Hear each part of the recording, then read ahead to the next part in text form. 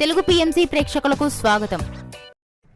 Hi friends, మీరు గనక ఇప్పుడే మా ఛానల్కు వచ్చినట్లయితే మా ఛానల్ని సబ్స్క్రైబ్ చేసుకోండి. సబ్స్క్రైబ్ చేయడంతో పాటు పక్కనే ఉన్న బెల్ ఐకాన్ని క్లిక్ చేయండి.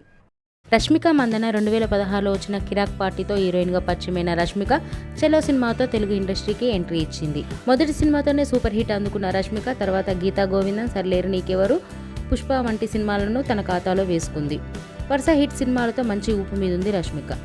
తాజాగా రష్మిక తన లేటెస్ట్ ఫొటోస్ని అభిమానులతో పంచుకుంది. ఆ ఫొటోస్ని మనం కూడా చూసేద్దాం.